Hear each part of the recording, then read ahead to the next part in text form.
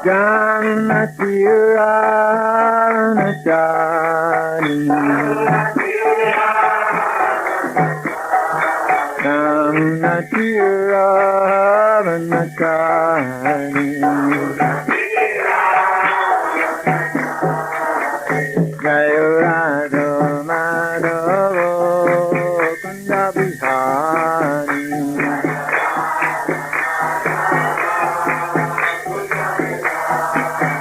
Jayo Radha Madhava Kunda Bihari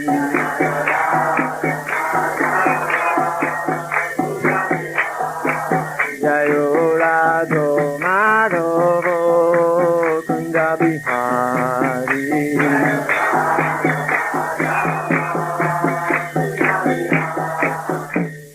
Jayam Vishnu Pada Pumsa Sri Prajakacharya Sattara Sattashishri Majidani Swami Savangi Sri Bhaktivedanta Samaraj Shiva Prabhupada Ki Jai Ananta Koti Vaishnava Vrinda Ki Jai Namacharya Sri Thakur Ki Jai Devaya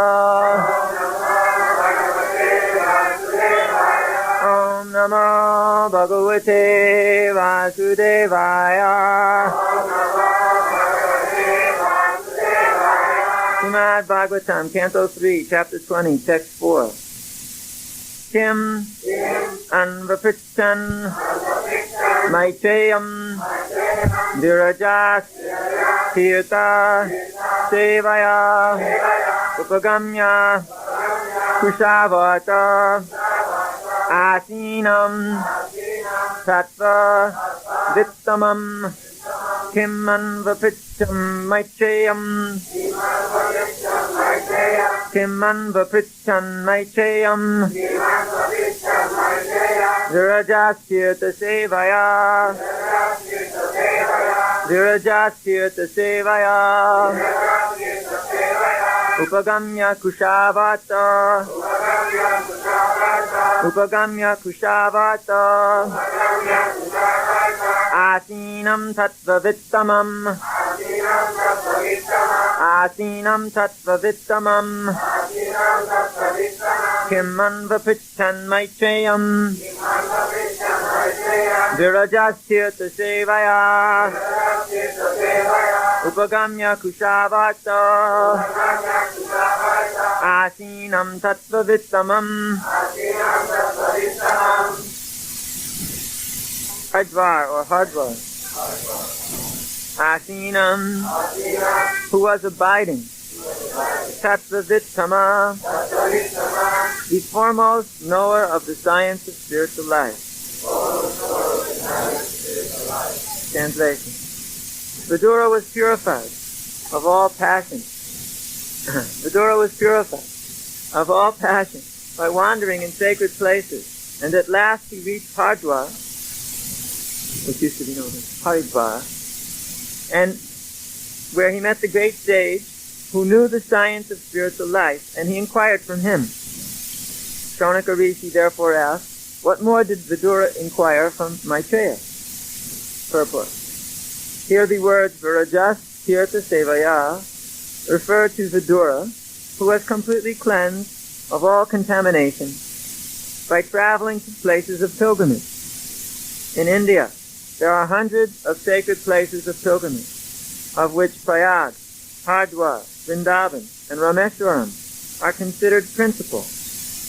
After leaving his home, which was full of politics and diplomacy, Vidura wanted to purify himself by traveling to all the sacred places, which are so situated that anyone who goes there automatically becomes purified. This is especially true in Vrindavan. Any person may go there, and even if he is sinful, he will at once contact an atmosphere of spiritual life and will automatically chant the names of Krishna and Radha.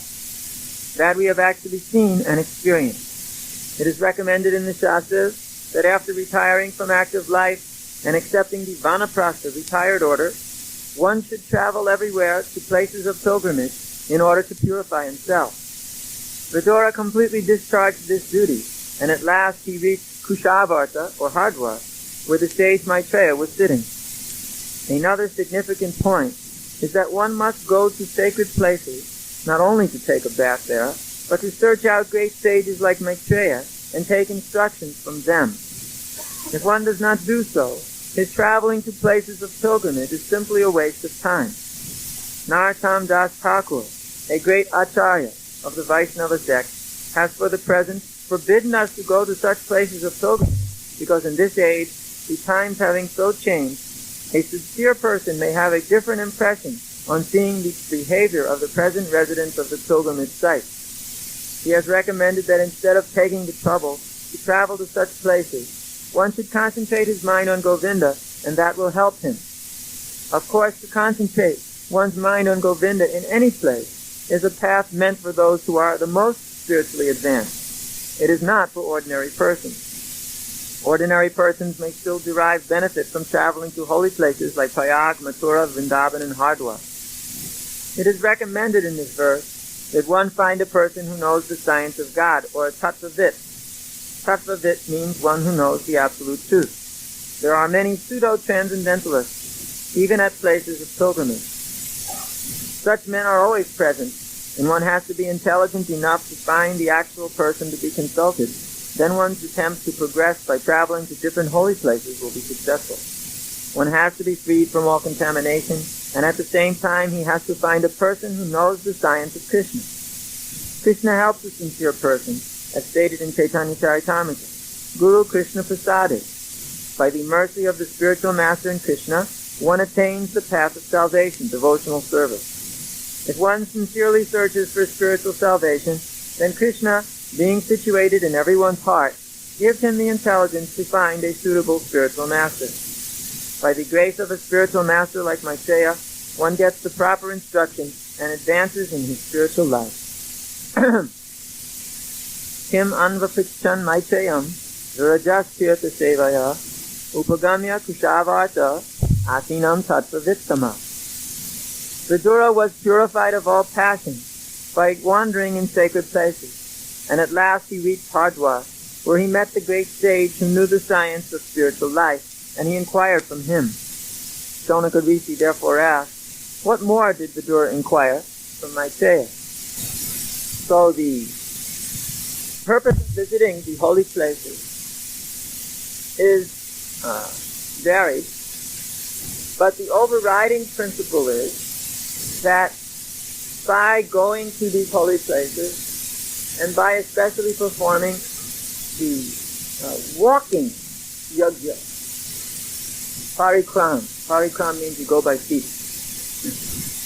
Although, due to the nature of Westerners, we sometimes put everybody in a boat or a bus. But in fact, parikram means you walk. We used to do that all the time in Mayapur during these festivals. One day we even went on a parikram that took 8 hours of walking. Many, many kilometers. After that, nobody wanted to go on parikram anymore. So, we thought this is not very good. Better they go somehow. But when walking to these sacred places and having one's feet in contact with the dust of a holy dham, and being freed from all of these conveyances and contrivances of the material world, one actually becomes purified. I've had many persons asking me all the time, what is the purpose of just walking here and there? They think of it as just walking. And we explain, just walk and you'll see. It's not really just walking. The steps are purifying. It's a little bit inconceivable, but it's a fact, and those who have done it, they know for sure that it's purifying. And what is the thing it purifies us of? Well, the first thing it purifies one of is all passion. Those who go on the parikram and come back in the evening time are freed from all passion. It is a fact. Every day it is a very cleansing activity. Generally we act simply because we're going to get some fruitive results out of something. And therefore, there is some passion involved there. The action means result will come. When the result comes, then this means we're going to get some enjoyment out of it. So that's called a passionate activity. And passionate activity is one which binds one to the material world.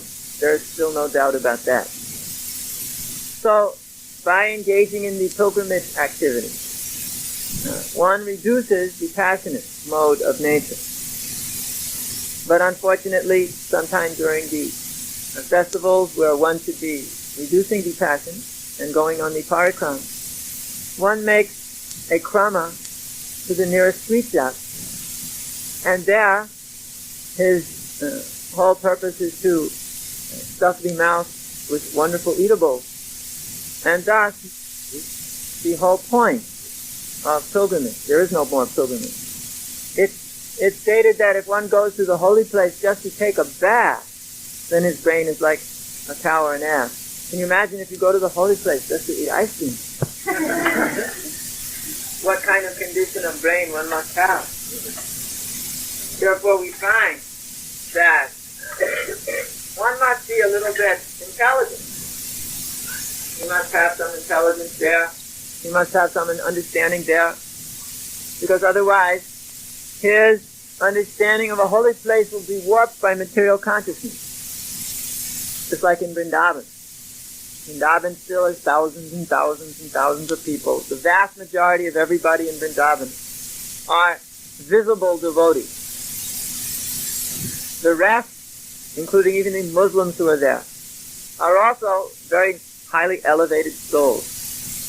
In fact, anybody who dies in Vrindavan, even the Muslims, go back home, back to Godhead.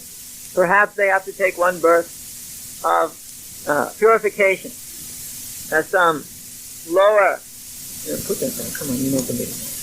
As some lower species just in Vrindavan, of course, just for some short period of time for purification. But everybody in Vrindavan is going back home, back to Godhead. So, sometimes though, these persons who are visible devotees, they're acting for economic development because they have to live like shopkeepers. And therefore one will think of them as businessmen or shopkeepers like that.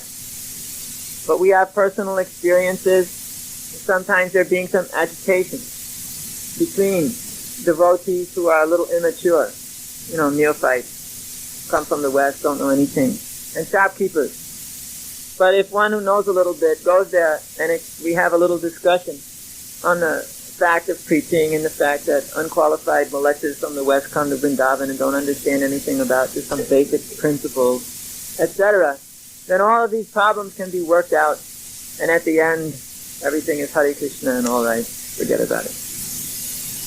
After all, it's their livelihood. They have to live. So the inhabitants of Vrindavan, for instance, may be seen to be engaged in activities of bodily maintenance. But after all, they live there. They have to do like that. Nobody's supporting them. There's no state communistic society. And because of that, sometimes people get a different opinion. They start to think of things in terms of some kind of material activity or something like that. Forget it, the future. Right, so, the whole material world is always facing this condition of contamination. Therefore, Narottam Das Thakur said, better you don't go to the holy places with your material vision nowadays, because there's plenty of things to see materially there. It's like sometimes they go to Vrindavan and they only see the hogs and the dogs.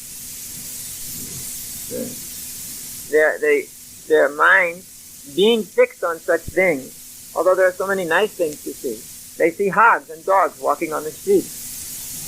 Because in Vrindavan there's no government agency which picks up all the dogs and kills them. Everybody is free to wander on the street. The dogs, the hogs, the camels, the asses, and the cows, and the people. Everybody's free to go where they like. There's actually very much freedom in Vrindavan. But when one is materially contaminated, he sees simply the dogs, the hogs, the camels, the asses. And if he looks at people, he only sees materialism everywhere. For one is a materialist, he can only see materialism. It's like sometimes they may come to even Almviks, and they will see, oh, look what everything going on here, printing presses and computer this is, and running around that in school, children everywhere, and looks completely like the ordinary material world. Activities, rushing here and there, doing this and that. Yeah. Someone may think like that. I think they don't think like that very much, because the atmosphere is nice, so they like that. Yeah. But somebody may think like that. And this is because one doesn't understand that spiritual life is not devoid of activity. In spiritual life, there are many, many activities. In Krishna Loka, where Krishna is there, in his spiritual planet, all the activities that you can imagine in service to Krishna are going on there. Everybody, all the devotees are doing so many things to the satisfaction of Krishna. They're not idle. In Bhagavad Gita, Krishna himself says, he that works as he is obligated, with a renounced spirit, he is, being unattached to the fruits of results, the real sannyasi, not he who lights no fire and performs no work. So, it is not that in these holy places there shall be inactivity, but the activity should become very much less passionate because of the purification. And for those who are the pilgrims wandering from place to place, their activities are generally diminishing in passion, since they have no fruitive desire. They take whatever prasad is offered to them easily. They listen to classes, kirtans. They associate with the holy persons. This was the system. Nowadays, you would maybe get a little bit in difficulty, because you'd have to be able to know where are these things going on. Especially in Vrindavan, where there are more than 5,000 temples. And you have to know where they are, and they're difficult to find. Some of the most famous ones are the most difficult to find, because Vrindavan is very much developed as far as the city goes. But there, even still, today you will find in different temples, different nice kinds of kirtan going on for the glorification of Krishna. But were you to go and try to hear something about Krishna, you would find it's all in a different language and you wouldn't understand anything. So, therefore, Prabhupada established in these holy places these centers, which are international centers. Vrindavan, Mayapur. He also has plans for Jagannath Puri. Holy places, because the Westerners require something which is very obvious. First of all, they're not qualified to go and search out anything in these dhammas, because they'll generally not find the right thing. Second of all, because they don't speak the language. And third of all, because they'll be easily cheated by unscrupulous persons who are remaining in these places just to capture innocent tourists of them and take away all their money and various other things. Therefore, Prabhupada, knowing full well that these foreigners require a place where they can actually take up spiritual life nicely, was very, very eager from the very beginning to establish temples in Vrindavan and Mayapur. From the very beginning. I remember when I first arrived in India, 15 years ago, the first thing Prabhupada had in mind was to build a temple in Vrindavan. And from reading the archive from Srila Prabhupada's letters, we find that as early as 1968, when he was there because of recovering from his heart attack, he was continuously writing to make one America House. He wanted always to have a place where foreigners could come and be educated in spiritual life, in the Dhamma. Because these holy places have potency. And when they're properly presented, their potency increases even more. So, therefore, Prabhupada, out of his mercy, is arranging for the whole world in Mayapur right now. Although we may not be up to the task, since it is, after all, the biggest temple in Asia, and practically the world, makes the Vatican look like a little thing. Since, after all, it costs about 50 times more than our 10 years of cash flow. It is an enormous project. So, it is a little bit difficult to accomplish such things. But Prabhupada's vision was that there shall be a temple from which Lord Chaitanya's Sankirtan movement will be beamed throughout the world. Big communication center for the whole world in spiritual life. And that if anybody comes there, they'll understand immediately what are the purposes of spiritual life. All exhibitions. In these dhammas, the great acharyas in our Sampradaya, starting from Srila Bhaktivinoda Thakur. Actually, it was Lord Nityananda's idea. But they always had a vision of grand preaching exhibitions of Krishna consciousness. It was Srila Bhaktisiddhanta Saraswati Prabhupada who started the big parakram with tents. And they would not come back to the temple at night. They would stay in tents overnight and then pack up camp and move to the next pilgrimage place after walking and put down the tent and make programs. And especially they had these very nice exhibitions which moved. You know, the dioramas, but all the dioramas moved. They had mechanisms inside and they were all moving this way and that way and doing things. Very cleverly made. To this day, people still remember, old people, the moving diorama exhibitions at the time of Srila Bhaktisiddhanta Saraswati Prabhupada's exhibition. And they still imitate those exhibitions in Mayapur area. Not Mayapur area, all Bengal. They have these moving exhibitions. And people still like to go see. Because even though, from our point of view, they may be a little bit primitive, although still they're not bad. Still, everybody is very much eager to see these things. So therefore, when they go to the holy place, Prabhupada had the vision of them seeing all kinds of wondrous things. But every one of those wondrous things directly related to Krishna. Krishna's pastimes or some philosophy.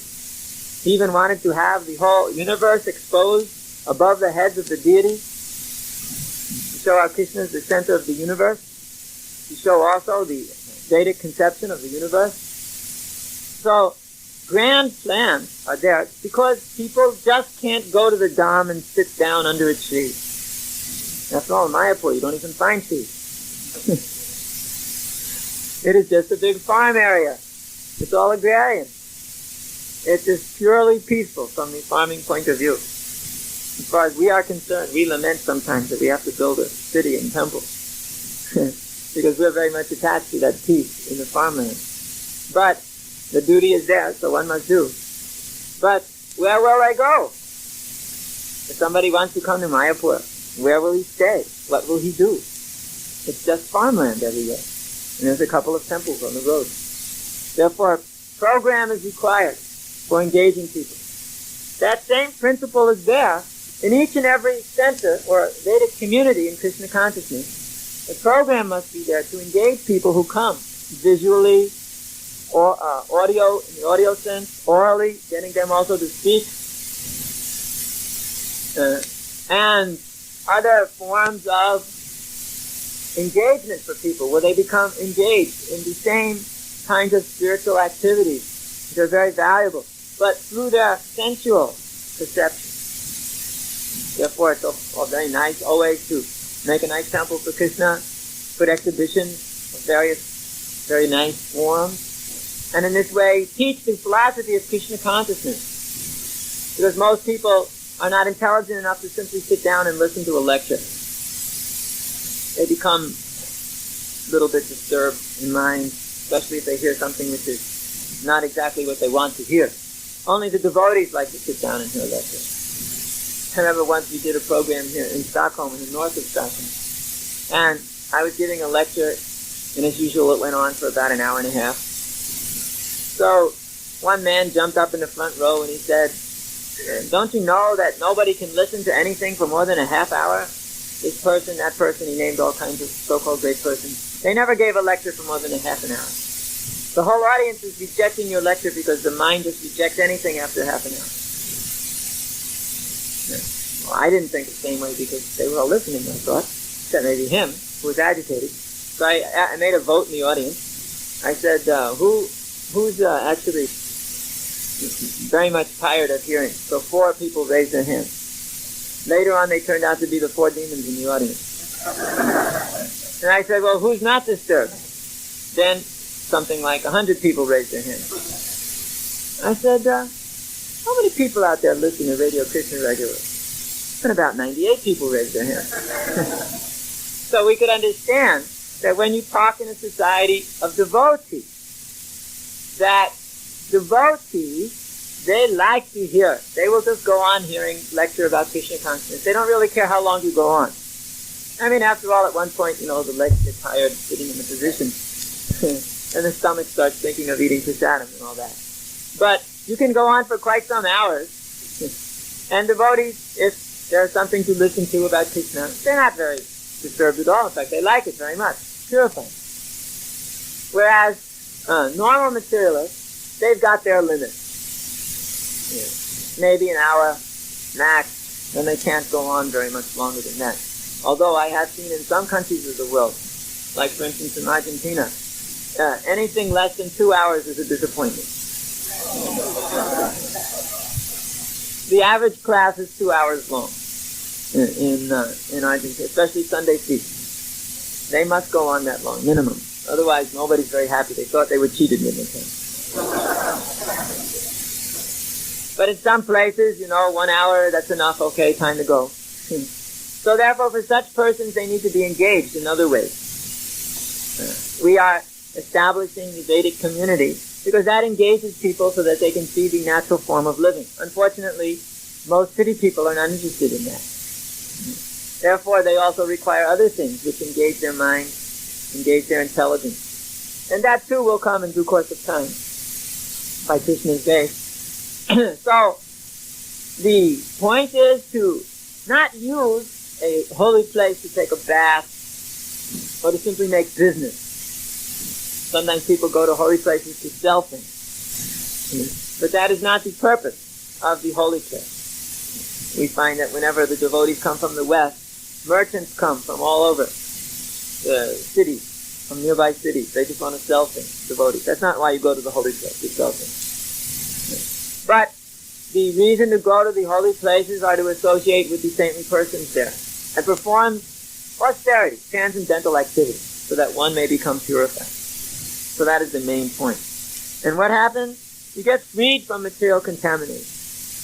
But Narottam Das Thakur, he says, why bother going so far to go to a holy place? After all, one should simply meditate on the Supreme Personality of Godhead, and that will help him far more than going to some place, because when he gets there, he may see everything in the wrong way.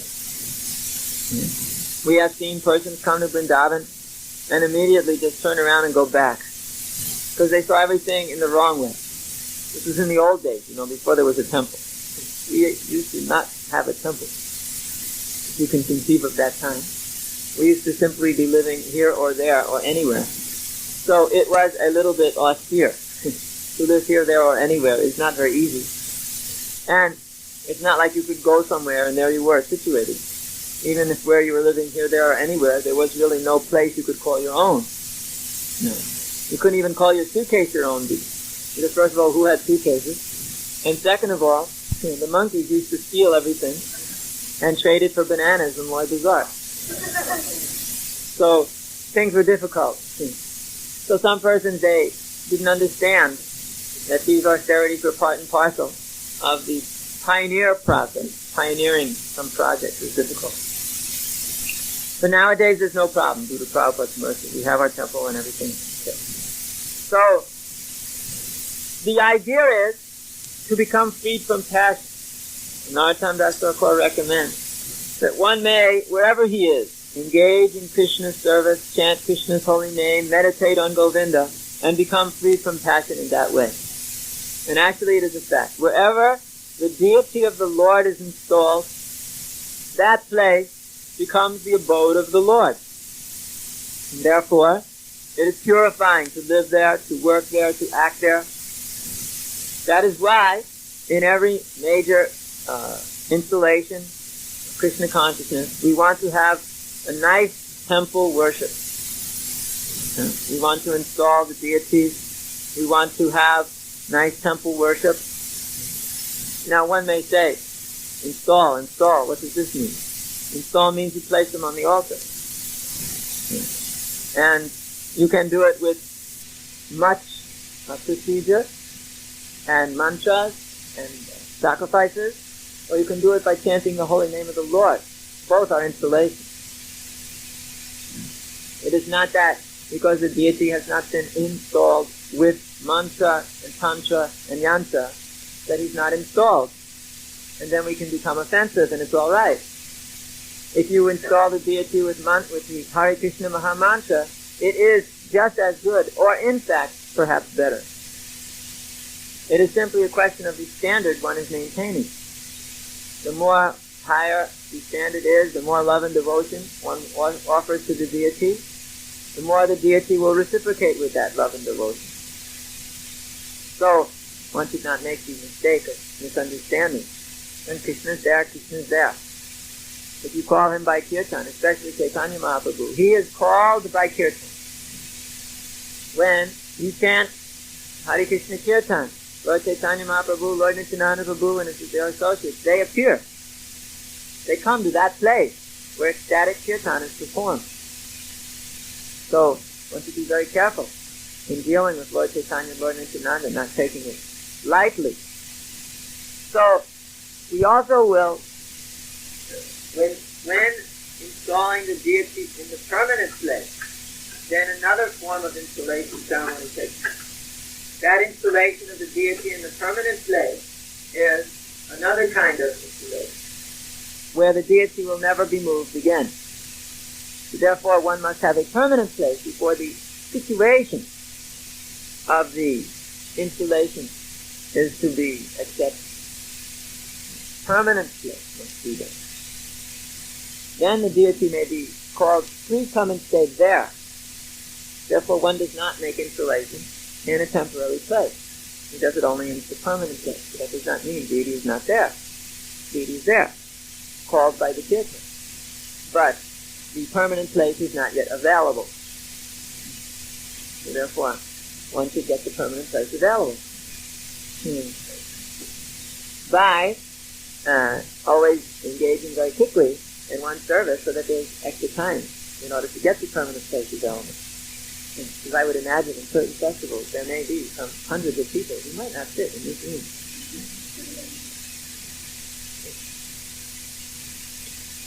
No, that wasn't the whole purpose of the whole lecture. Just happened to think of it at the last minute.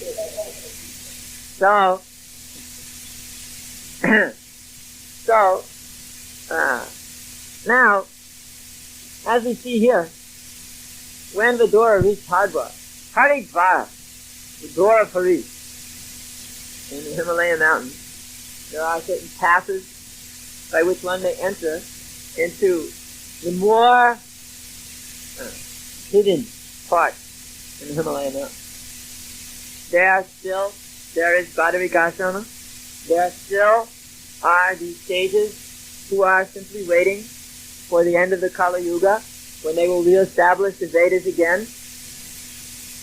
There are certain sages who have been designated to wait till the end of Kali Yuga, and when New Satya Yuga begins, they bring the Vedas back. And they're still there in Bhadravika.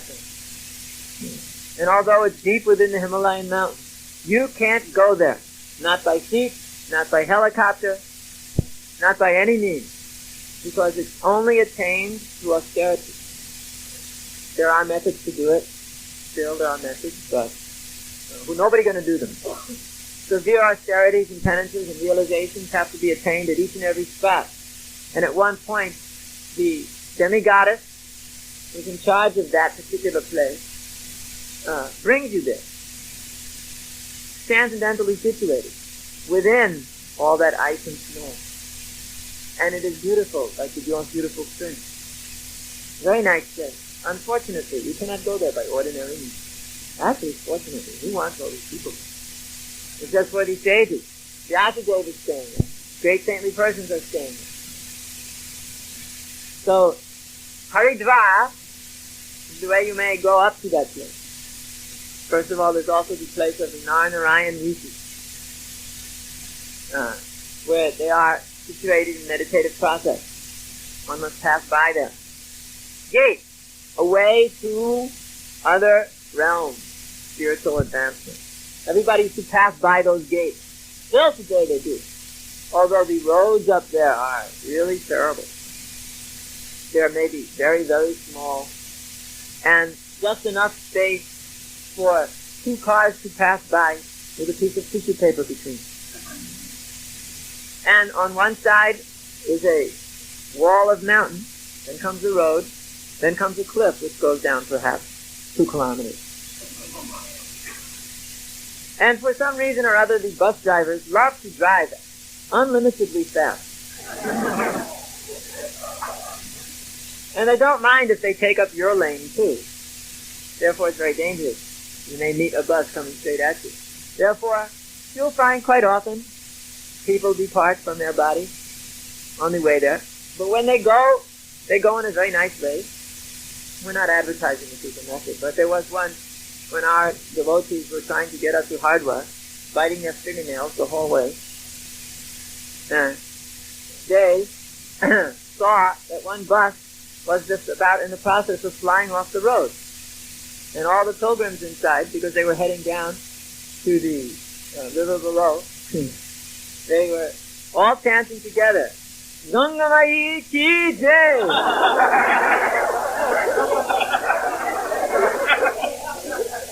As it hit.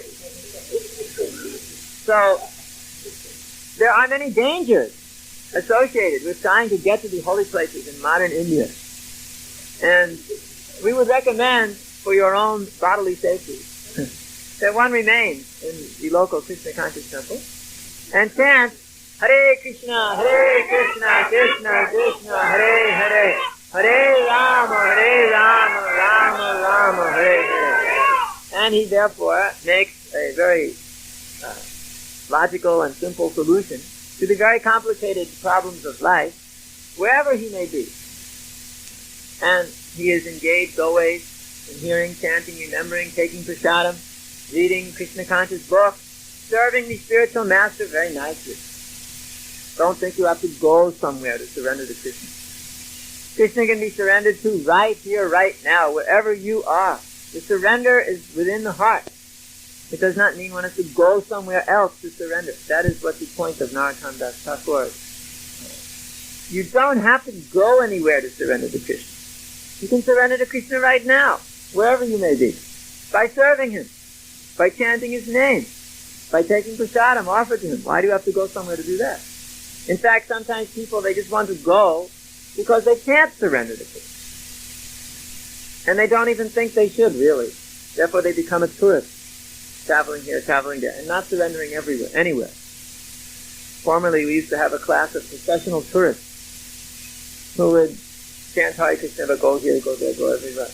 I remember especially some group of girls some time back. They would always be going here, there, and as soon as I was temple president in Vrindavan, as soon as I would mention, oh, why don't you do some service and surrender here? Oh, we're just now going to, and they'd be gone. So, the recommendation is, wherever you are, just engage in Krishna's service. Hear the holy name of the Lord, act for Krishna's satisfaction, do service for the sake of the Lord, and become purified. There's no need to go anywhere in this world. Everywhere in the world it's the same. Everywhere you go it's the same. Maybe, of course, you may not have long days or long nights, according to the sunshine principle. But whether there's sun or not sun, whether there's more rain or less rain, whether it's more warm or less warm, the activities of devotional service are exactly the same. We're hearing, chanting, remembering, worshipping, and loving Krishna, and engaging to somehow bring this Krishna consciousness movement throughout the world. Therefore, each and every one of us should become very sincere to spread this Krishna consciousness movement like anything. In our own ways, according to this societal principle, whatever is required for the sake of the whole should be done, and the society should work for the sake of the individual too. And in this way, we'll be able to make a very powerful force in Krishna consciousness. Especially, above all, our book producers should understand that they have to just keep on producing books as if the whole world will be finished tomorrow. Because it might, you don't know. And therefore, we have to get as many books out as possible. Just like we're recommended to think as if today was the last day of life. So when you're producing books, you should think as if tomorrow was the last day to produce books. We should never be complacent in thinking, well, we can produce them later. Because it may not be that way. Now we can. We have a saying in English, make hay while the sun shines. I told Lotan to make that a sign in his office. So long as you've got the facility to do something, do it. And do it fast and well. Just do it. Don't wait for some other kind of a circumstance to appear. Or don't think that, oh, forever it will be all right. Forever I will be able to do anything. Don't think like that. Trust no future, however pleasant. Another thing. However pleasant you think the future is, don't trust it. It may not be so. One should simply engage now as if it was the last time he had. And in such a mood, one will be able to actually surrender to Krishna very nicely. Chant your rounds as if today was the last day of life. It might be. Don't think it can't. It's not possible. Tomorrow I'll die. Are you kidding? Even the materialists think like this. Eat, drink, and be merry, for tomorrow we may die. What to speak of devotees?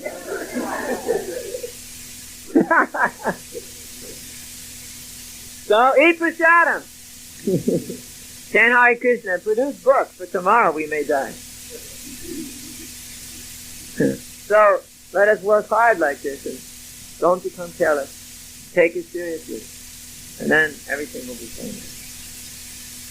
All right.